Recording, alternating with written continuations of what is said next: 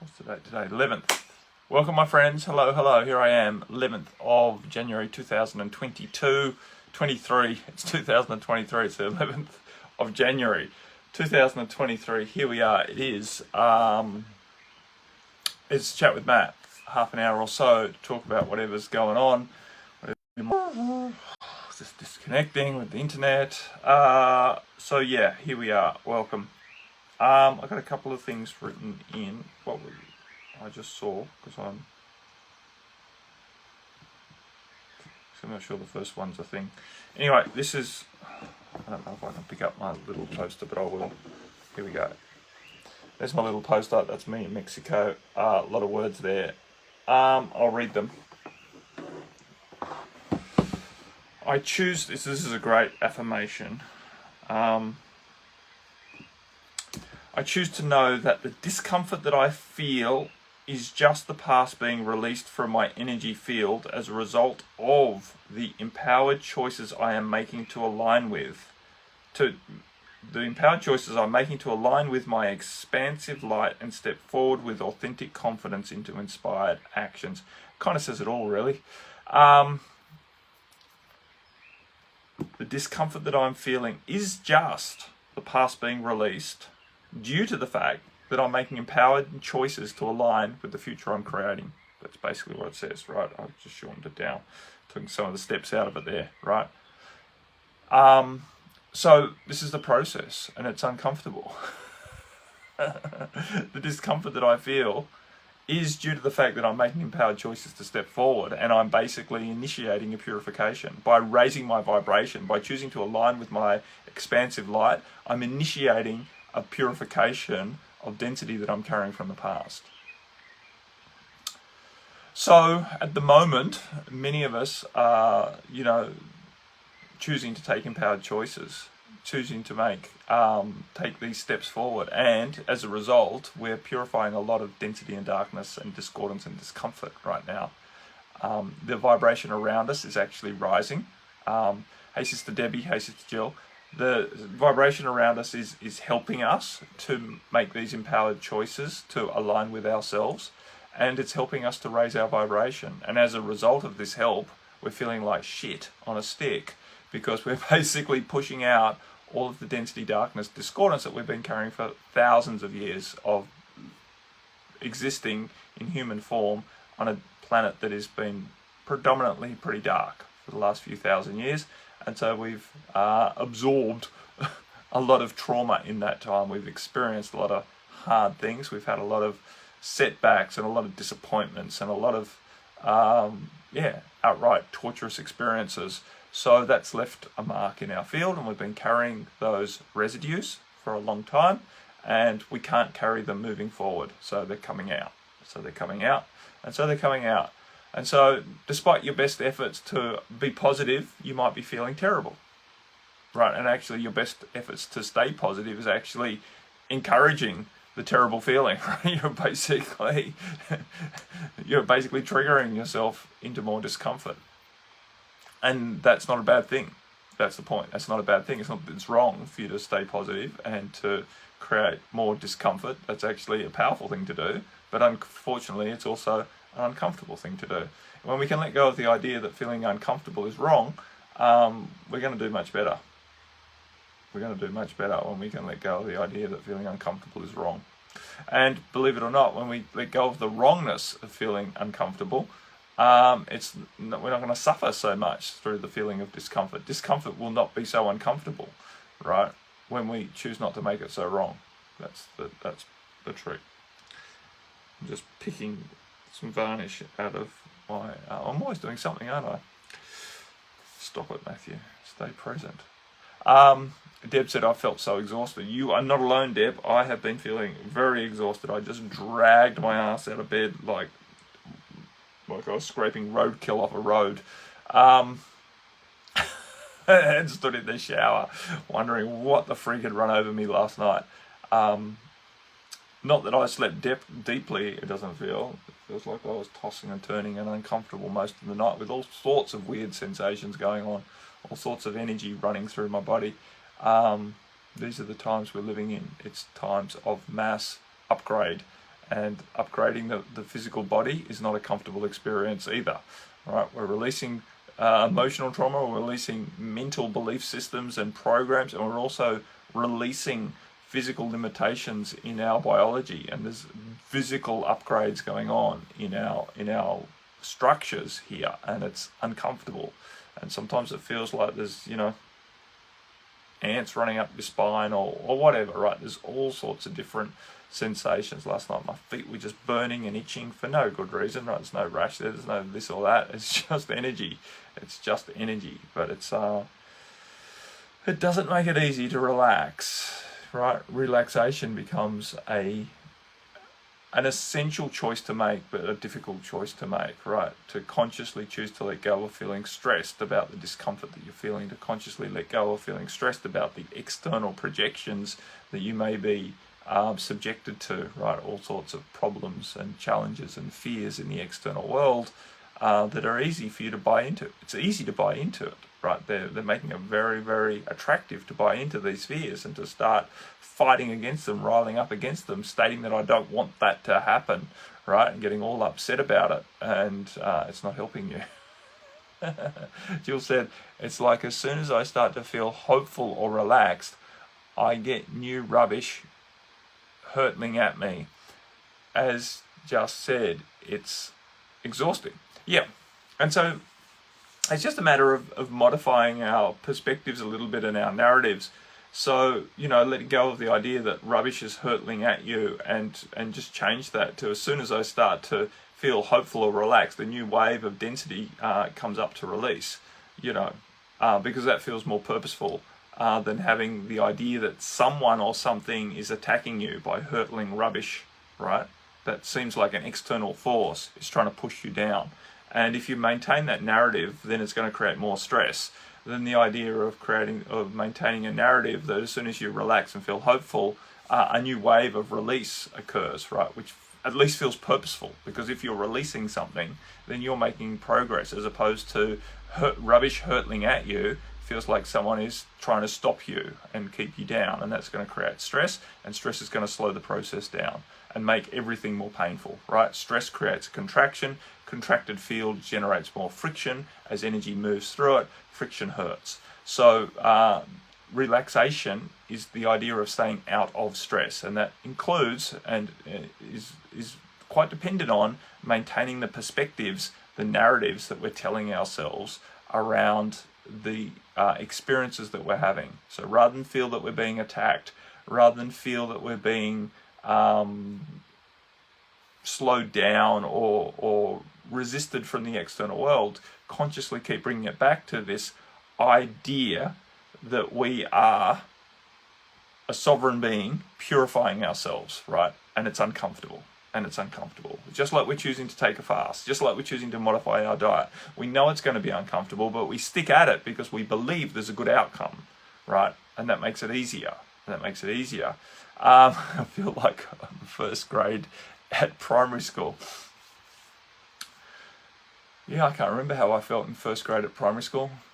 Yeah, I didn't feel particularly good. I was struggling first grade primary school. I had a teacher called Mrs. Payne. I had her for 2 years actually. I had her in first class and second class after kindergarten, where I had Mrs. Cebulski. Yeah, and I was a dummy in first class and second class because I couldn't read. And so, yeah, it wasn't a particularly fun time in my life. That's true. But anyway, some people probably enjoyed first grade in primary school. The point is, Jill, we're just here to remind you. And you're never wrong, that's the point.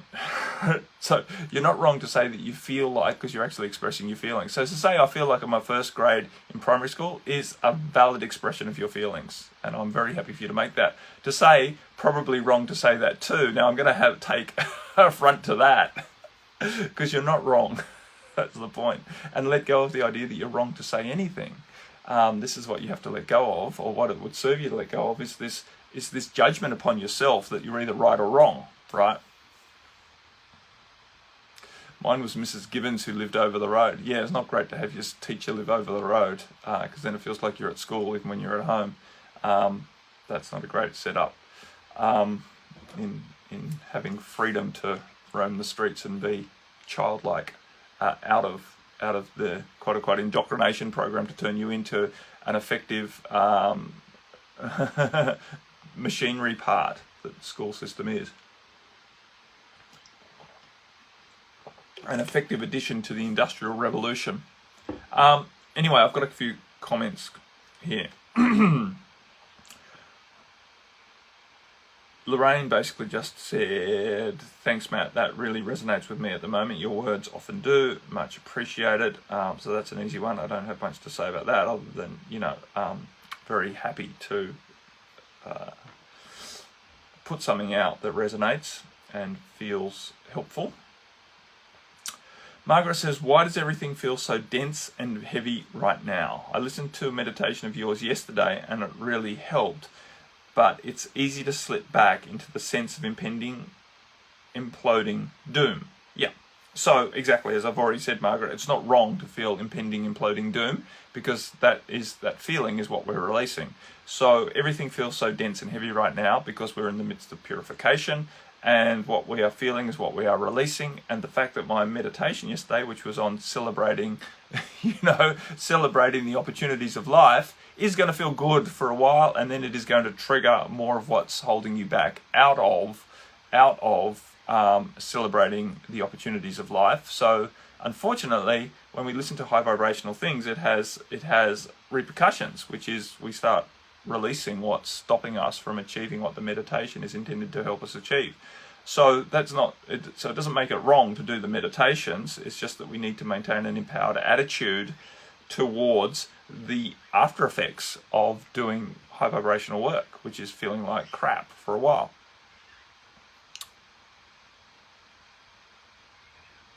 Quote unquote, Jill said, if I got it wrong with the lady over at school, it was a ruler wrapped over the knuckles. Yeah, same. I got hit many times for having messy writing, illegible writing, getting my spelling wrong. Yep. By Mrs. Payne and then Mrs. Wardle, who came after her. So that was how it was done in when I was at school, which was sort of mid to late 70s primary school and early 80s. Before high school in the later 80s. So yeah, you could call it the rebound effect, Margaret. Exactly. So it's basically we are consistently triggering ourselves into discomfort as we are pushing forward with this releasing progress. We are choosing to expedite the process of purifying the crap that we're carrying from the past. So every time we choose to do something high vibrational, we actually expedite the release of what has been holding us back. And so it feels, the discomfort is intensified for a period as we're trying to release more density through our field than is comfortable. Again, that's not wrong. If you're trying to avoid discomfort, then it's not helpful. If you're trying to avoid discomfort, then you should probably indulge in low vibrational things and, reduce your rate of transformation. You'll still transform. It's just going to take you potentially lifetimes longer. Which again, there's no judgment on. It's no problem. If that's what you want, quote unquote, then go for it. If that's what you really feel in your heart is for your best, then do that, right? Just indulge in the low vibrational things of the world. No judgment, nothing wrong. You're not an affront to God or anything. But it's a different path. That's all. It's just a different path. Those of us who are choosing to get through this because we feel the joy in being high vibrational and expansive are willing to endure the short-term discomfort, right? Short-term pain for long-term gain, right? This is what we do. It's the same when you go to the gym. If you don't want to feel the discomfort, you push weights that are comfortable. You're not going to strengthen nearly as fast as if you choose to push into your edge and lift weights that are uncomfortable but not damaging. This is the point, right? You need to find the line between we don't want to damage ourselves through the purification process, and it is possible if you do some intense energy work. Plenty of people quote unquote damage their psyche or their energetic channels trying too hard to purify themselves, forcing the energy, doing various kundalini techniques, using drugs, etc., to try and force the opening of channels, then can create definite psychological harm or energetic harm. You can basically, quote unquote, fry your brain trying too hard. So we don't want to do that. But at the same time, we need to be willing to work into the discomfort of doing things that are challenging, raising our vibration to the point where the discomfort is noticeable, right? Same as at the gym. You need to push weight. If you want to get stronger and bigger, you have to push weights that feel uncomfortable to push or pull, because otherwise you're not going to make progress. That's it, right? It doesn't need to be pain. This is the point, because pain is a choice, right? It's a label that we put on discomfort when we start calling it pain. And because as soon as we call it pain, then we start to feel that it's damaging. And this is unfortunately the way that we've all been trained, is to make discomfort wrong, because we have been trained to believe that discomfort is somehow an indication of damage being done, or it's just blatantly wrong, and we shouldn't be uncomfortable, and then we don't want to be uncomfortable, and so as soon as we put discomfort in the wrong bucket, we really hold ourselves back from making good, empowered progress forward, because we start to contract around the discomfort, and that slows everything down, and it actually makes the discomfort worse, because we've now made it wrong and we've now contracted, and when we contracted, we induce friction, and friction basically feels uncomfortable. So the point is to stay relaxed, which is not lying in a hammock drinking pina coladas, although that is maybe a pathway to relaxation for a period of time, but it's staying out of stress. It's choosing to not create the inference that you are in danger, right? Not to induce a stress response, basically not feel threatened by the discomfort, to not feel wrong about the discomfort, to not feel embarrassed about the discomfort, to not feel whatever, right? Guilty or ashamed of the discomfort.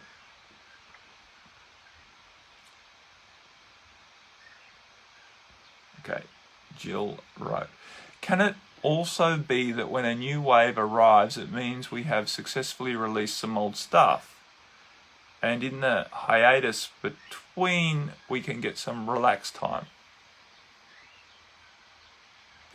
Yeah, well, it always comes in waves. So the point is not to look at a hiatus as the time to rest or relax. It's the idea is that you're relaxed all the time, Jill. That's the point, right? That's what we're moving towards, because otherwise you're not going to get many hiatuses if you get stressed every time you feel a wave coming.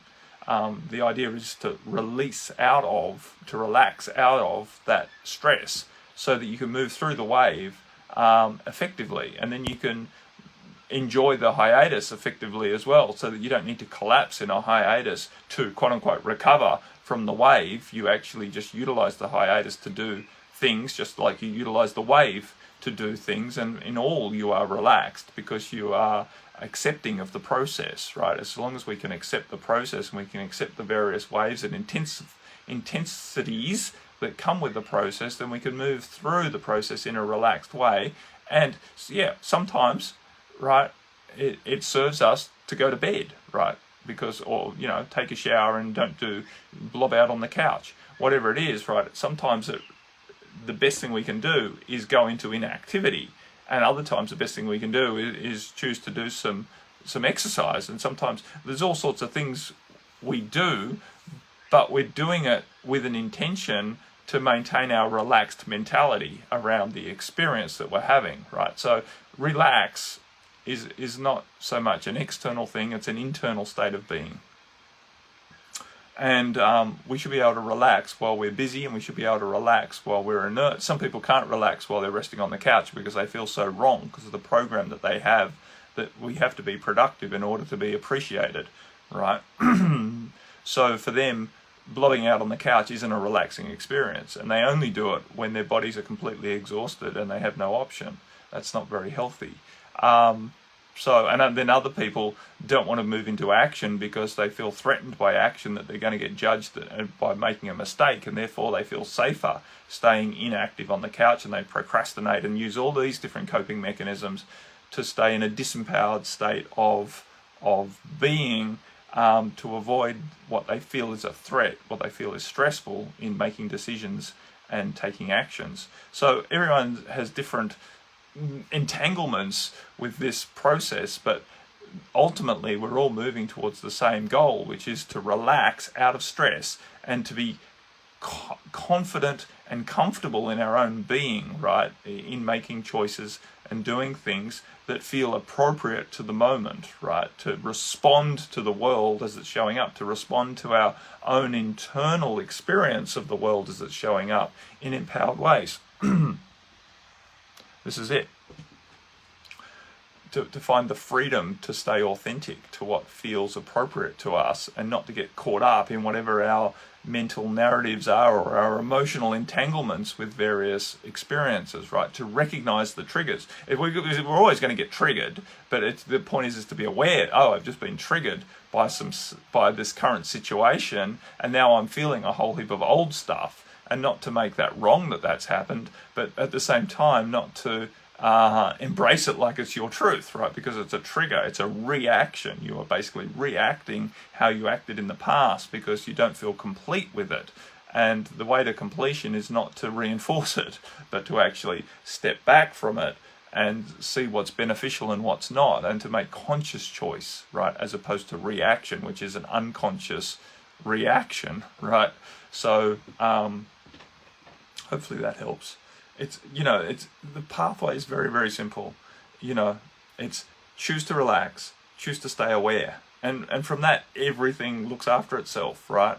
If you're aware and you're relaxed, you can generally make an empowered choice, right? You can generally employ some level of discipline or dedication, devotion to how you take your actions, right? And that might be to rest, or that might be to do some exercise, or that might be to do your meditation and some journaling, or it might be to go out and get a job and earn some money. It might be all sorts of things. It doesn't really matter what the action looks like, but if you're taking it from a space of relaxed awareness, then it's generally going to serve you. That's it. It might not feel comfortable, and it might instigate some further discomfort arising, right? As you step into some of these actions, it might look like it went wrong, right? But that's basically triggering another wave of release, right? That's triggering another wave of discomfort to arise, which you could label as wrong, a mistake, but ultimately it's leading you forward on your path towards your ultimate liberation from the crap that you're carrying from the past. This is it. It's a simple process of purifying ourselves by choosing to keep our vibration high. As our vibration is high, the crap is getting pushed out. Unfortunately, the crap's not getting pushed out without us noticing it. We're going to notice it, and then we have choice as to whether we react to it or maintain allowance and acceptance around it. That's it, right? Can we maintain allowance and let go of the stress around feeling what we are releasing? Because if we get stressed and make it wrong, then we're going to push it back down, and we're going to have another go at it, and then another go at it, and then another go at it. And I come back to my meme, which says, I choose to know that I choose to know with a capital K that the discomfort that I feel is just the past being released, right? As a result of me choosing empowered choices to align with my expansive light and step forward with authentic confidence into inspired action. It's all written there. That meme is basically everything you need to know. There's no point in me turning up anymore. You just read that every day.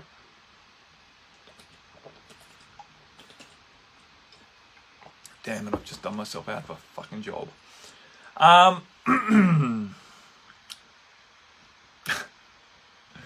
Right, if only all we needed to do was read that every day and we would get through. The point is, basically, as humans, we need human contact. We need reassurance. We need the sense of support. We need someone there at our side. Most of us need levels of very compassionate support that another human can give, and you can't just get from one extensive sentence, which that is, I guess.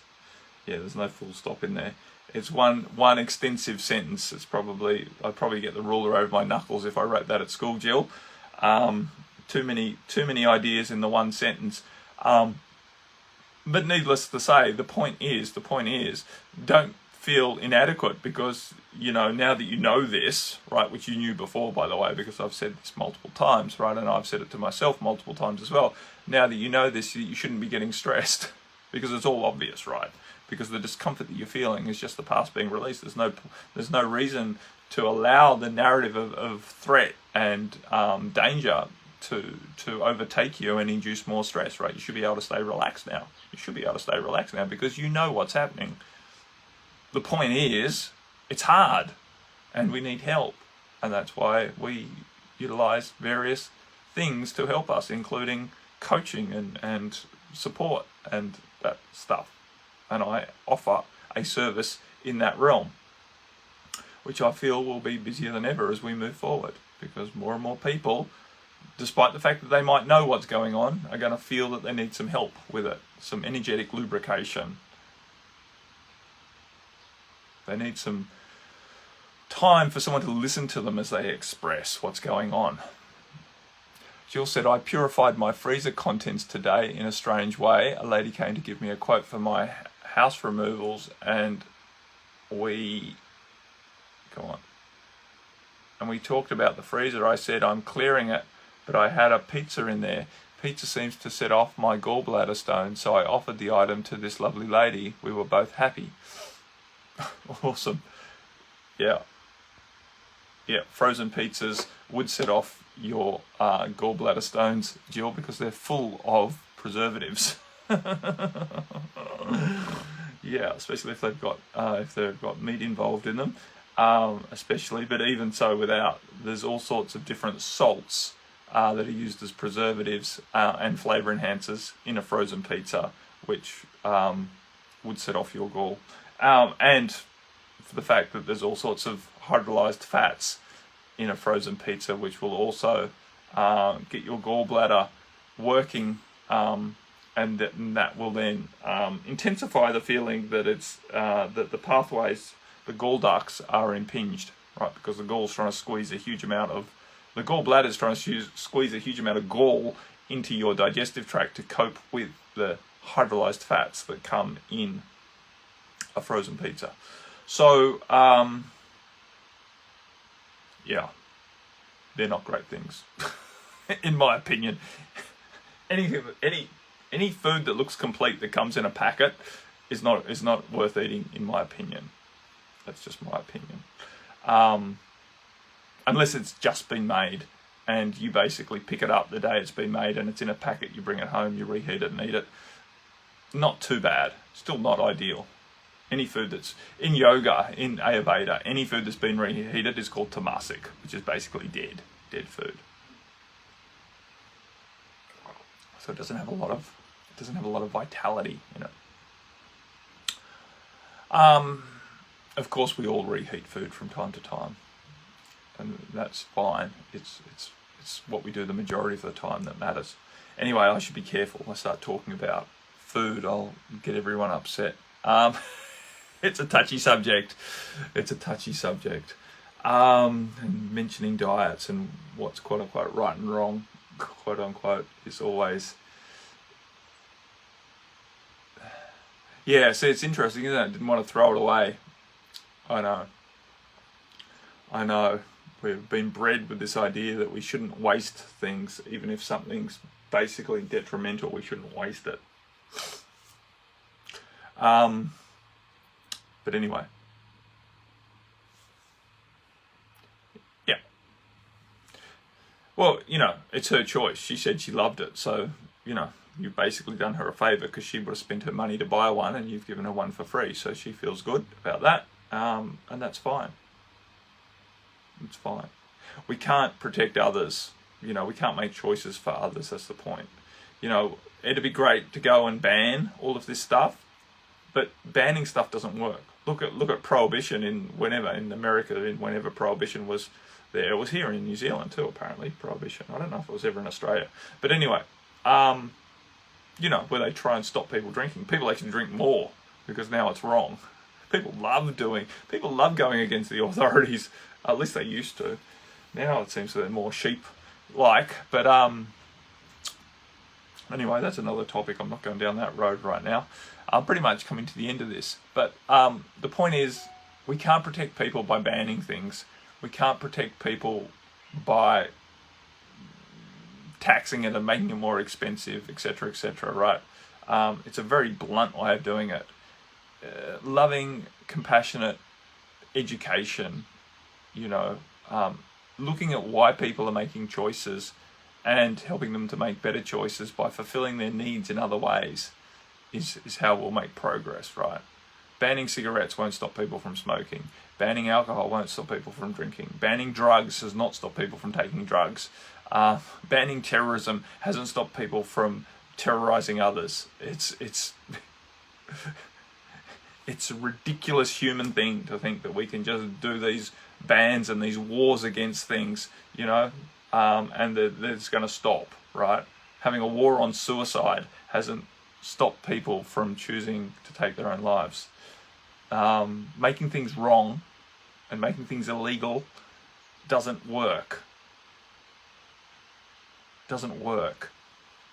We have to look at why people are making choices and then fulfill those needs in more holistic ways, right? Offer them empowered alternatives, coach them through the process, help them to heal their trauma and their emotional disconnect and their emotional pain. People are choosing drugs because they don't feel the world is offering them anything and they need to escape from it. Well, fuck, just making the drugs wrong isn't going to fix that, right? We need to fix the fact that these people don't feel connected to the world. Why is that? Why is that? How's our world evolved into such a place that people don't feel that they want to stay in reality? Can we work towards, as a society, making the world engaging and exciting and supportive to everyone, as opposed to just the narrow middle end of the bell curve, right? The majority of people who are happy to run on the treadmills and work the corporate and factory jobs.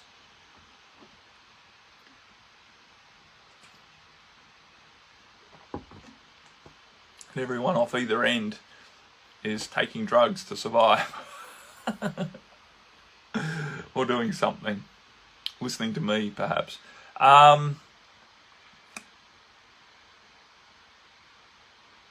Yeah, awesome, Margaret. I'm glad that's helping you, Miriam.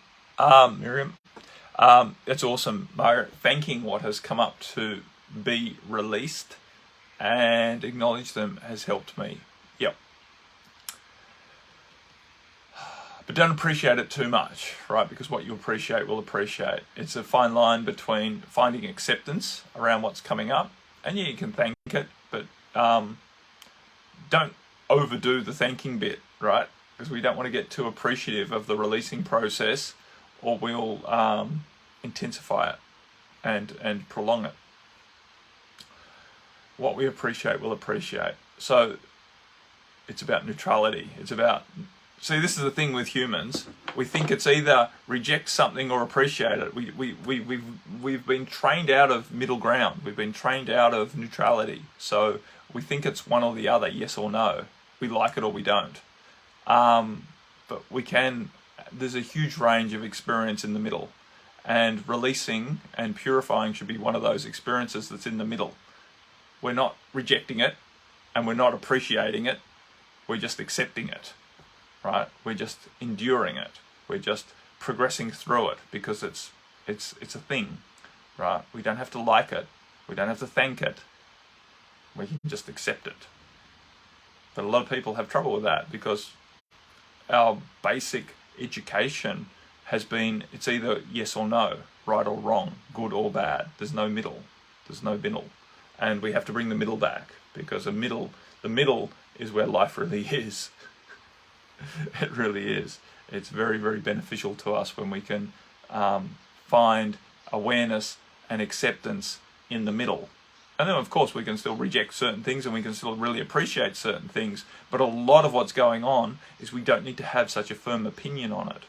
We don't need to be drawn into either making it right or wrong. We can just allow it to be there while we gather more information about it. We can come to decide in the future whether we like it or reject it. But for right now, we can just observe it as something happening. It doesn't have to be right or wrong. It's not dangerous to not have an opinion on something. It's almost been indoctrinated into our head that it's dangerous to not label something as either right or wrong, to not either have it in the threat bucket or have it in the opportunity bucket.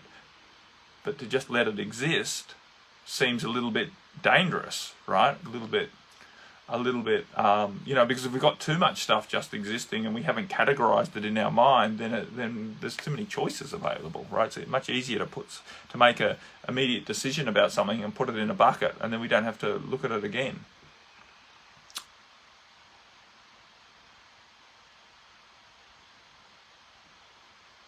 Excitement and support would be delightful right now. You choose, Margaret. You choose to be excited and you choose to feel supported. That's the point, right? It doesn't come from the external. Everything, the whole external world is a mirror of our internal choices. This is the point. So everything comes from an internal choice. It doesn't come flowing in from the external world to save us from ourselves.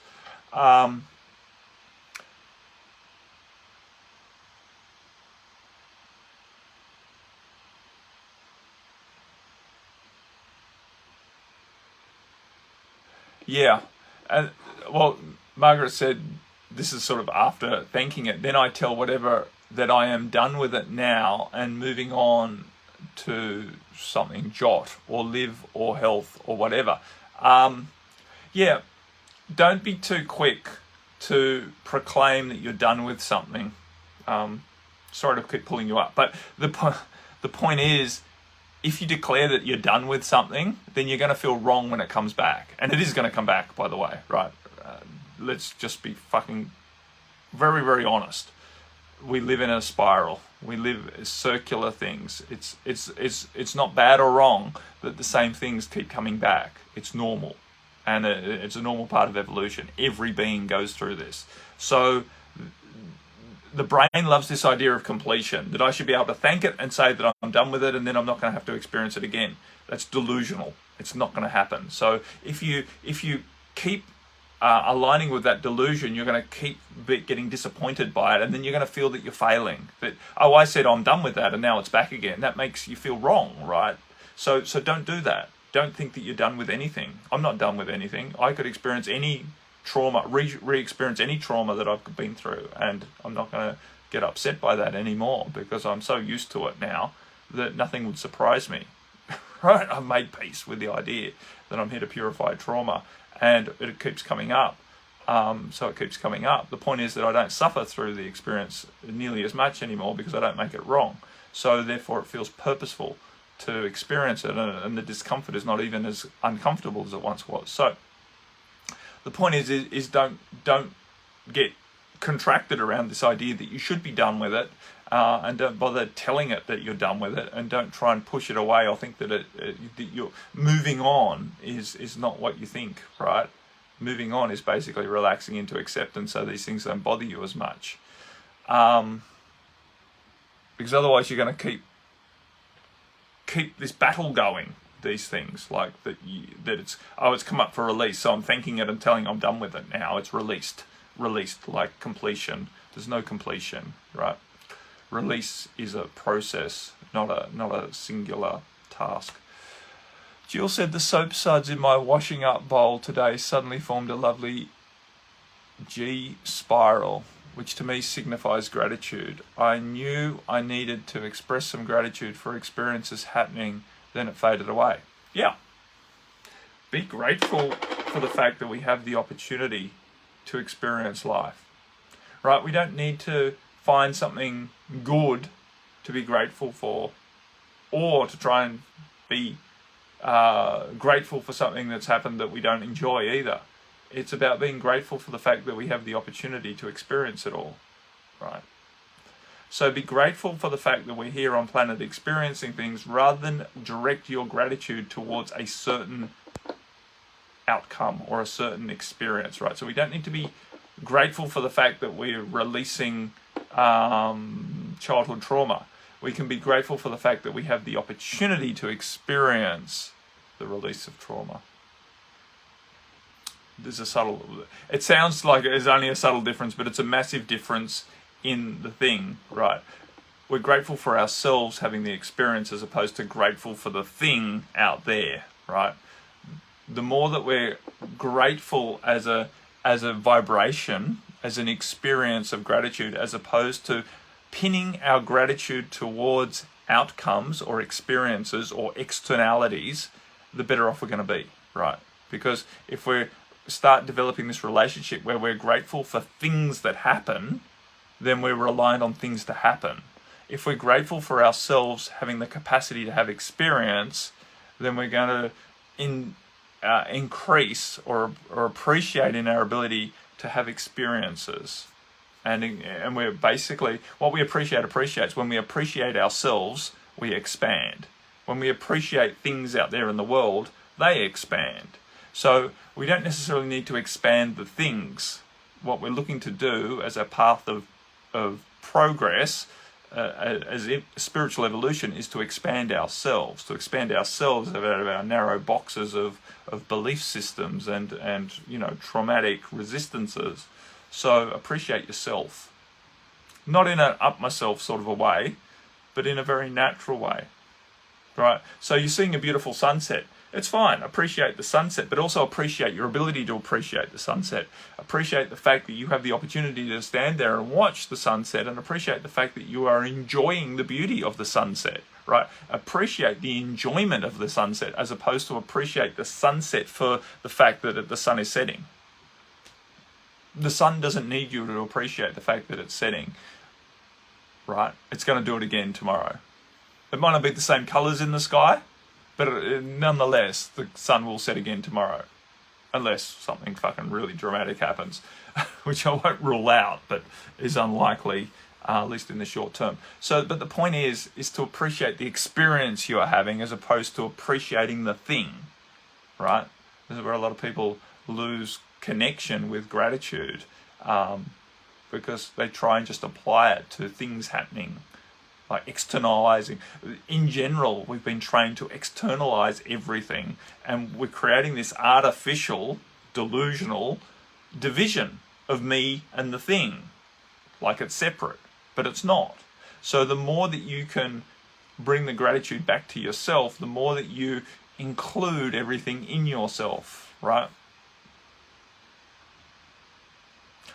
Jill said, I felt gratitude for having the chance to see a soapy spiral. It made me smile. Yeah, and it was your choice to see that in the soapy spiral, right?